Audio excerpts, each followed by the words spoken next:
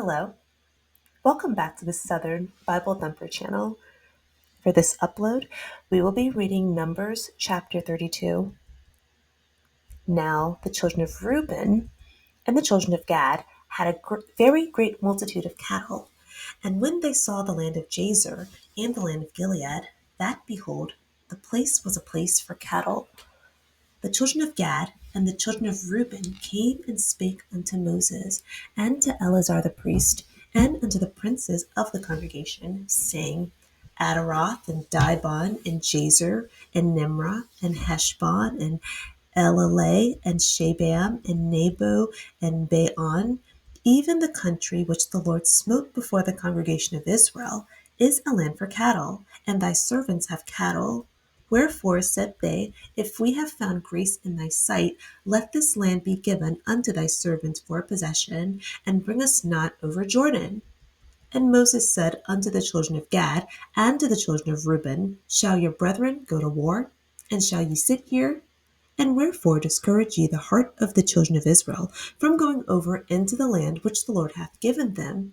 Thus did your fathers, when I sent them from Kadesh Barnea to see the land.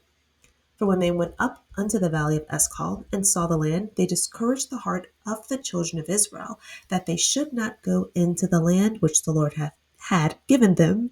And the Lord's anger was kindled at the same time, and he sware, saying, Surely none of the men that came up out of Egypt, from 20 years old and upward, shall see the land which I swear unto Abraham, unto Isaac, and unto Jacob, because they have not wholly followed me, save Caleb the son of Jephunneh the Kenizzite, and Joshua the son of Nun, for they have wholly followed the Lord.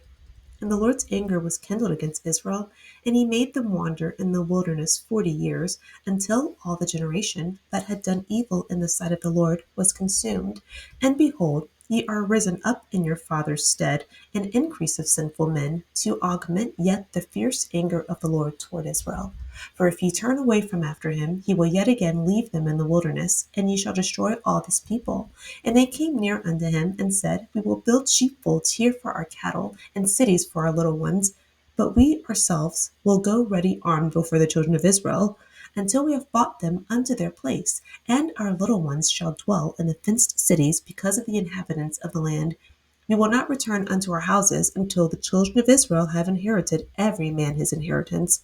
For we will not inherit with them on yonder side Jordan, or forward, because our inheritance is fallen to us on this side Jordan eastward.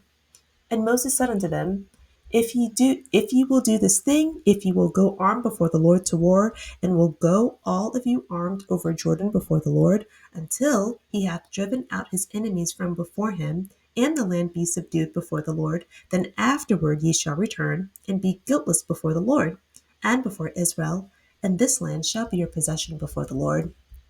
But if ye will not do so, behold, ye have sinned against the Lord, and be sure your sin will find you out. Build your cities for your little ones, and your folds for your sheep, and do that which hath proceeded out of your mouth. And the children of Gad and the children of Reuben spake unto Moses, saying, Thy servants will do as my Lord commandeth. Our little ones, our wives, our flocks, and all our cattle shall be there in the cities of Gilead. But thy servants will pass over, every man armed for war, before the Lord to battle, as my Lord saith. So concerning them Moses commanded Eleazar the priest, and Joshua the son of Nun, and the chief fathers of the tribes of the children of Israel. And Moses said unto them, If the children of Gad and the children of Reuben will pass with you over Jordan, every man armed to battle before the Lord, and the land shall be subdued before you, then ye shall give them the land of Gilead for a possession. But if they will not pass over with you armed, they shall have possessions among you in the land of Canaan. And the children of Gad and the children of Reuben answered, saying, As the Lord hath said unto thy servants, so will we do. We will pass over armed before the Lord into the land of Canaan, that the possession of our inheritance on this side Jordan may be ours. And Moses gave unto them, even to the children of Gad, and to the children of Reuben, and unto half the tribe of Manasseh, the son of Joseph, the kingdom of Sihon, king of the Amorites, and the kingdom of Og, king of Bashan, the land, with the cities thereof and the coasts, even the cities of the country round about. And the children of Gad built Dibon and Adaroth and Aror, and Atroth, Shaphan, and Jazer, and Jogbeha, and Beth Nimrah, and Beth Haran, fenced cities, and folds for sheep. And the children of Reuben built Heshbon, and Elaleh, and Kirjathaim, and Nebo, and Balmeon, their names being changed, and Shibmah, and gave other names unto the cities which they builded. And the children of Machir, the son of Manasseh, went to Gilead, and took it, and disposed the Amorite which was in it. And Moses gave Gilead unto Machir, the son of Manasseh, and he dwelt therein. And Jair, the son of Manasseh, went and took the small towns thereof, and called them Havoth the Jair. And Nobah went and took Canath, and the villages thereof, and called it Nobah, after his own name.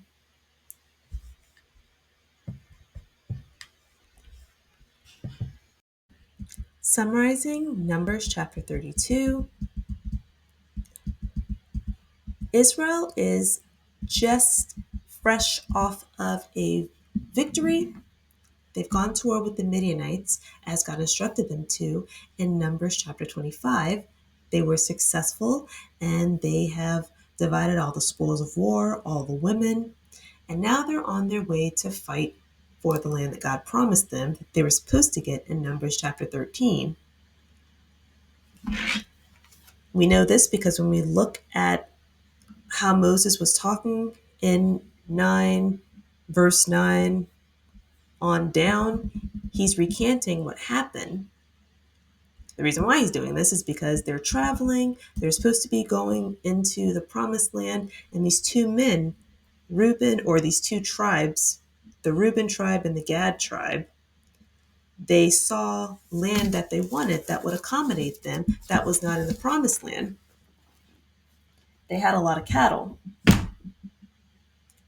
And so they start talking to Moses and Eleazar about settling there instead of going to the promised land with the rest of the Israelites.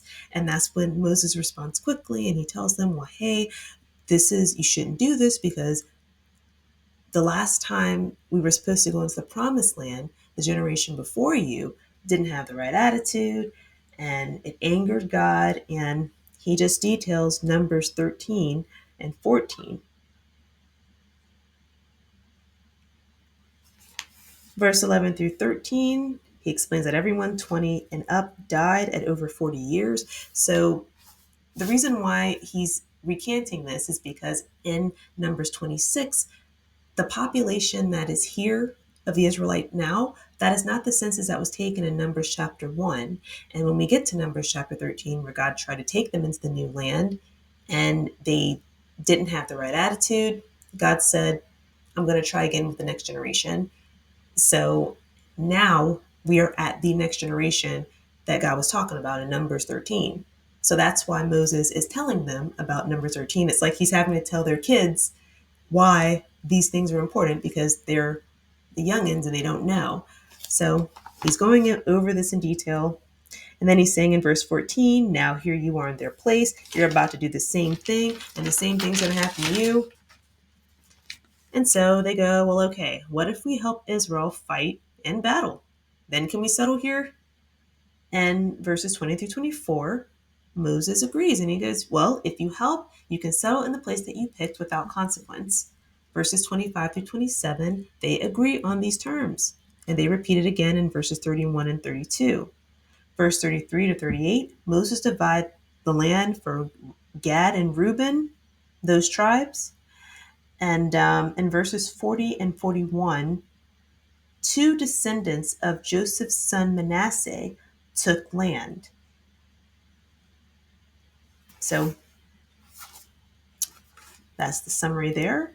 The highlight, Gad and Reuben did not want to live with their extended relatives in the promised land. They saw a place that they liked. They asked Moses if they could stay there.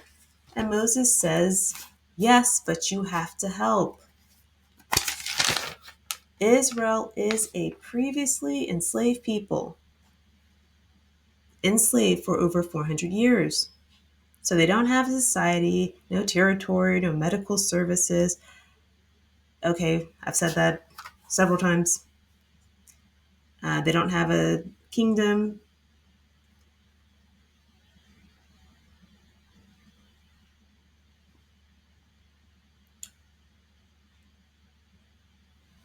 God sanctioned violence on the current occupants.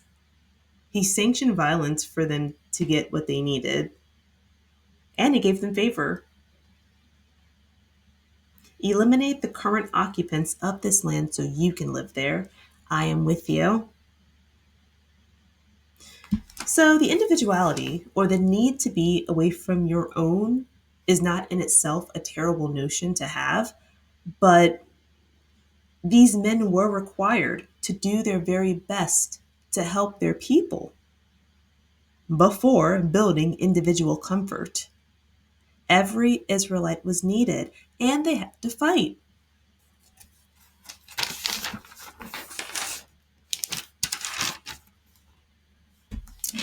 So, I really appreciate that. That God wants these men to not go and build something elsewhere away from your people just because it's easier. He wants you to at least do everything you can for your own before you decide to be individual.